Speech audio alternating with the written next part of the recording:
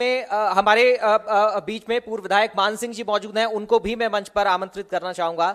मान सिंह जी, आप प्लीज मंच पर आएं और राकेश कुमार जी सिंह जी से मैं आग्रह करूंगा कि आप दुपट्टा उड़ाकर स्वागत सरकार मान सिंह जी का करें। तो देखिए, लगातार खास मेहमानों के साथ चर्चा के साथ हम ये भी समझने की कोशिश कर रहे हैं कि राजस्थान की जो संस्कृति है, यहाँ की जो विरासत को संजोने की बात अक्सर होती है, उस पर कितना काम हो रहा है। अलग अलग सेक्टर्स पर भी लगातार हम बातचीत कर रहे हैं और ख़ास मेहमान जो लगातार हर सत्र में अलग अलग मुद्दों को लेकर बातचीत कर रहे हैं, विकसित भारत में विकसित राजस्थान के योगदान को लेकर, उसको हम समझेंगे। और जवाहर सिंह बेडम जी के साथ अगला सत्र होगा जिसमें हमारे ब्यूरो चीफ लवली वाधवा मौजूद रहेंगे। इस सत्र को वो आगे बढ़ाएंगे और यहाँ की कानून व्यवस्था को समझने की कोशिश करेंगे। बेडम साहब की तरफ से अपने विभाग को लेकर किस तरह धरातल पर काम हो रहा है, अब तक कितनी सफलता कानून व्यवस्था को बेहतर बनाने में उन्हें मिली है, और इसके साथ ही किस तरह आने वाले वक्त में क्या और उनका रोड मैप है। Lovely ji, over to you. बहुत बहुत शुक्रिया पराग। देखिए, राजस्थान की सरकार लगातार पिछले 2.5 साल कह सकते हैं हम, 2.5 साल पूरे होने जा रहा है राजस्थान की सरकार को, और ये कहना भी कहीं गलत नहीं होगा कि देखिए भगीरथ बने हैं भजन लाल, लेकिन पीछे पीछे जवाहर सिंह बेडम ने उनकी कमान संभाली है। हाल ही में नाचना बांध का मुद्दा हो या कहीं भी कोई मसला हो तो जवाहर सिंह जी को मैदान में उतार दिया जाता है। जहां जहां हनुमान जी की जरूरत होती है, संकट मोचन के तौर पर भी उभर करके सामने आए राजस्थान की जनता के लिए। जवाहर सिंह जी, सबसे पहले आपका स्वागत है, आपने समय दिया इस अपने महत्वपूर्ण जो व्यस्ततम समय में से आप यहाँ हमारे इंडिया न्यूज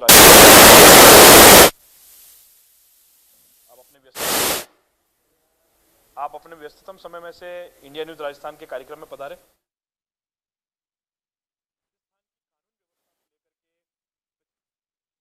हुआ आपने जिस दिन से शपथ ली राजस्थान को एक शांत प्रदेश बनाने की, पिछले 2.5 सालों में किस तरीके से अपना कामकाज को आपने आगे बढ़ाया कानून व्यवस्था को लेकर के? सबसे पहले तो मैं इंडिया न्यूज के सभी साथियों को धन्यवाद करना चाहता हूँ।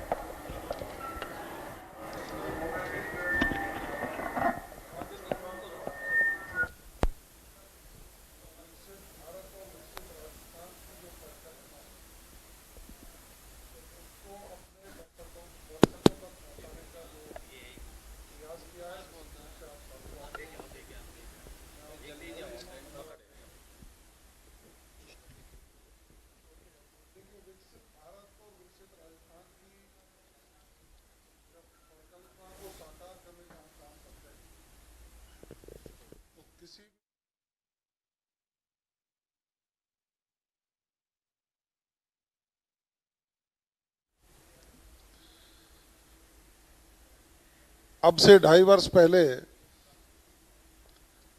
जब राजस्थान में भारतीय जनता पार्टी की सरकार बनी और 15 दिसंबर को जब प्रदेश के यशस्वी मुख्यमंत्री आदरणीय भजनलाल शर्मा जी ने पदभार ग्रहण किया 2023 को, तो उससे पहले का राजस्थान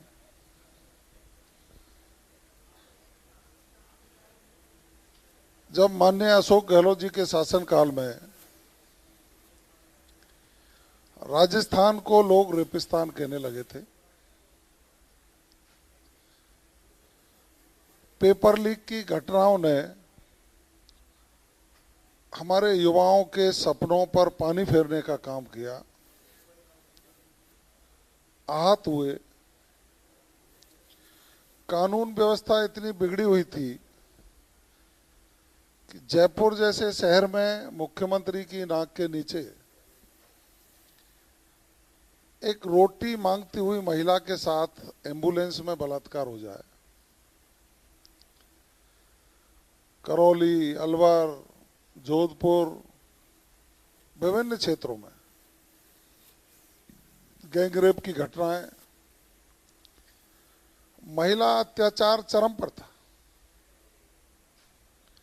और ये मैं ही नहीं कह रहा हूं, एनसीआरबी के आंकड़े कह रहे हैं कि दिसंबर 2023 से पहले राजस्थान में कानून व्यवस्था पूरी तरह चौपट थी। माननीय मुख्यमंत्री जी की सूझबूझ और उनका माइक्रो मैनेजमेंट, उनकी मॉनिटरिंग, उसके बाद हमने पुलिस को सशक्त और मजबूत करने का काम किया। पुलिस का जो ध्येय वाक्य है, आम जन में विश्वास, अपराधियों में भय, और वही राजस्थान की पुलिस है जो 2.5 वर्ष पहले उस राज में थी, जब ड्रग माफिया सरेआम पुलिस को चुनौती देकर अपने कारोबार को कर रहा था उस समय पर। तो माननीय मुख्यमंत्री जी ने इसको गंभीरता से लिया, और आपको ध्यान होगा कि पदभार ग्रहण करने के बाद जो पहली उन्होंने प्रेस कॉन्फ्रेंस की, उसमें उस प्रेस कॉन्फ्रेंस का जो भाव था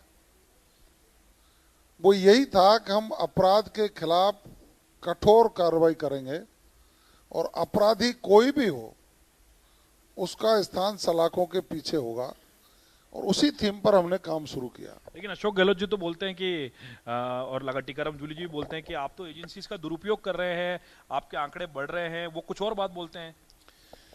देखिए, टीकाराम जूली साहब को आत्मचिंतन करना चाहिए कि जब वो सरकार में मंत्री थे तब के आंकड़े और आज के आंकड़ों में जिस वर्ग से वो आते हैं, कांग्रेस के राज में दलितों पर अत्याचार बहुत बड़े थे। आज दलित अत्याचार में ही 30 से 35% की कमी देखने को मिली है। महिलाओं के विरुद्ध घटने वाली घटनाओं में भारी कमी देखने को मिली है, और सभी प्रकार के अपराधों को यदि हम देखते हैं तो 14.5% की कमी पूरे राजस्थान में सभी प्रकार के अपराधों में है। यदि हम हीनियस ऑफेंसेज को देखेंगे तो उनमें 18.73% जो हीनियस ऑफेंसेज थे उनमें कमी देखने को मिली। मैं कह रहा हूं, मैं नहीं कह रहा, ये एनसीआरबी के आंकड़े कह रहे हैं, जो दर्ज मुकदमे हैं उनकी संख्या बता रही है, और पूरे राजस्थान में आम जन जहां भी जाएंगे ये सुकून महसूस कर रहा है कि हाँ, अब राजस्थान में कानून का राज स्थापित हुआ है। साइबर क्राइम के बारे में क्या कहेंगे? अपराधी डर रहे हैं, अपराध छोड़ रहे हैं। साइबर क्राइम एक आधुनिक भारत में नहीं, पूरे विश्व में एक बड़ी चुनौती है, और उस चुनौती को स्वीकार करते हुए उसका सामना करने के लिए राजस्थान की सरकार ने प्रदेश के मुख्यमंत्री जी के नेतृत्व में हमने सिस्टम को इम्प्रूव करने का काम किया है। हमने पहले ही वर्ष में हैकाथॉन फर्स्ट की, और उसमें 27 प्रदेशों के एक्सपर्ट्स को आमंत्रित किया। हमने इंस्पेक्टर से लेकर के और एसपी तक उनको प्रशिक्षित करने का काम किया, साइबर थाने खोलने का काम किया, और अपने पुलिस के अधिकारी कर्मचारियों को ट्रेंड करके साइबर के खिलाफ प्रहार करने की कार्रवाई हमने की। उसी का कारण है कि जिस जिले से मैं आता हूं वो 2023-24 में साइबर अपराध में पूरे देश में टॉप था, डीग जिला, और अब आज की स्थिति में सबसे नीचे की श्रेणी में, पूरी तरह खत्म नहीं कर पाए लग रहे हैं हम, लेकिन बिल्कुल नीचे की श्रेणी पर आ गया, टॉप से बॉटम पर। एक उदाहरण दिया मैंने, पूरे राजस्थान भर में उन अपराधों के खिलाफ हमने विभिन्न अभियान चला करके साइबर अपराधियों पर शिकंजा कसने का काम किया है। हमारी पुलिस पूरी मुस्तैदी से काम करे। अब देखिए, महिला अपराध में कमी कैसे आई। हमने कालिका पेट्रोलिंग को मजबूत किया, हमने एक सखी ऐप बनाया, उस ऐप पर सूचना डालते ही हमारी तुरंत पुलिस पहुंचती है।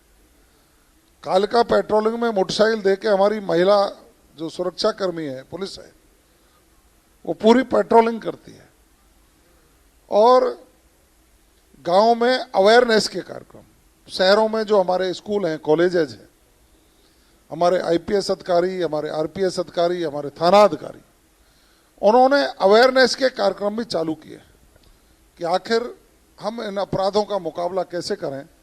और पुलिस मित्र और पुलिस सखी जो सूचना हमारी पुलिस के अधिकारियों को तात्कालिक रूप से दें और हम प्रभावी कार्रवाई कर सकें।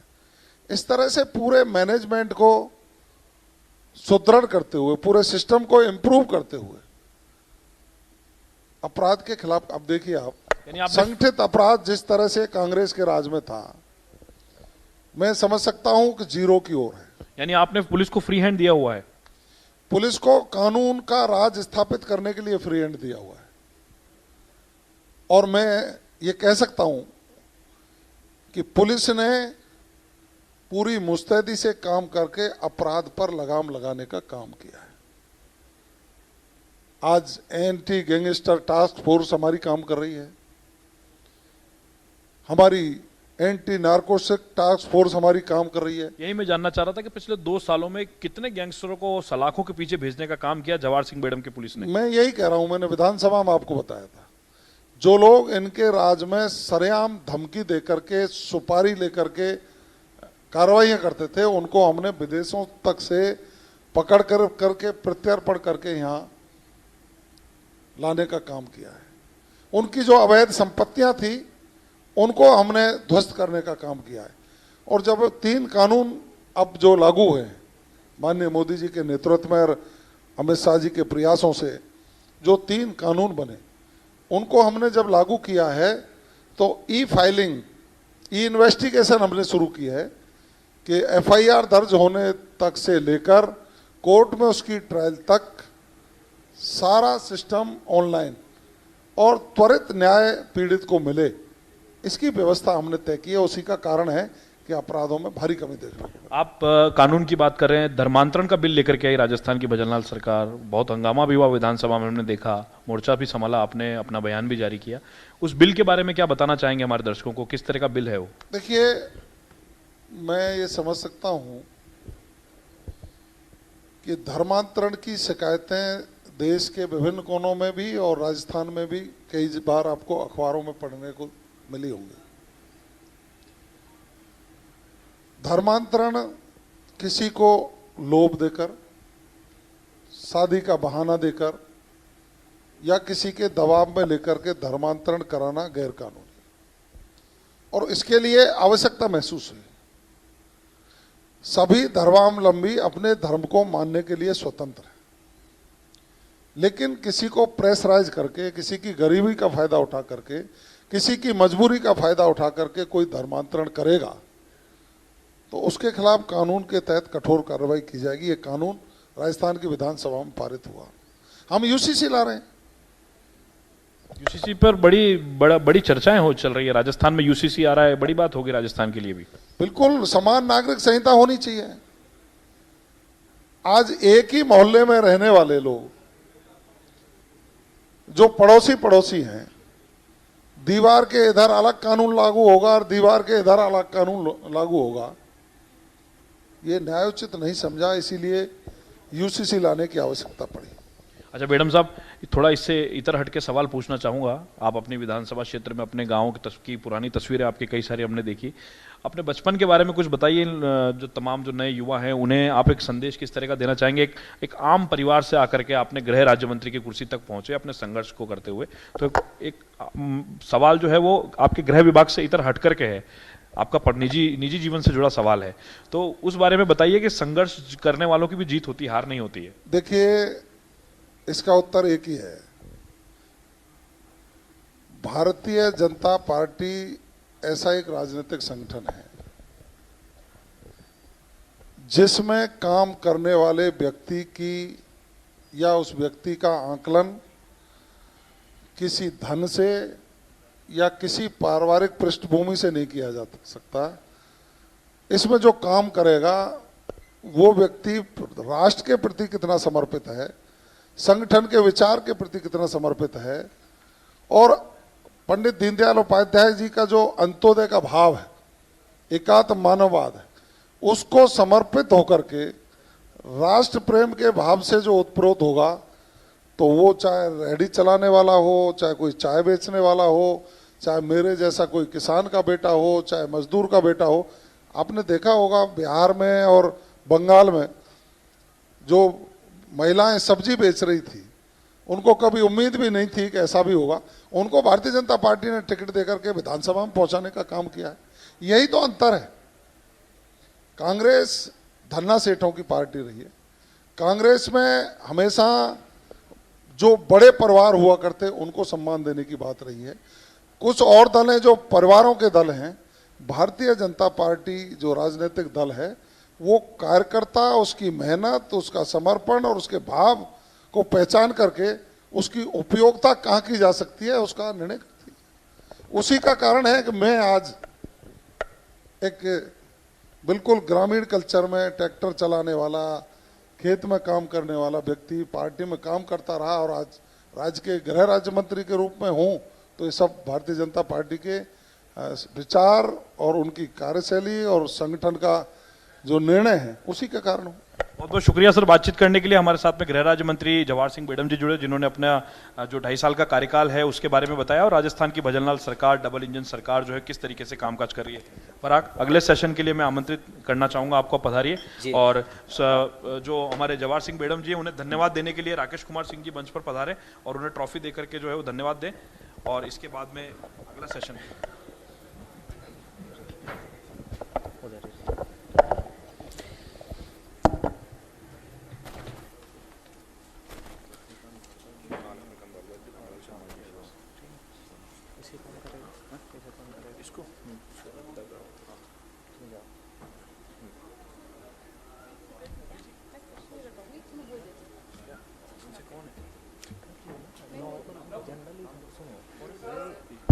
जवाहर सिंह बेडम साहब से अनुरोध है 2 मिनट मंच पर रुकें।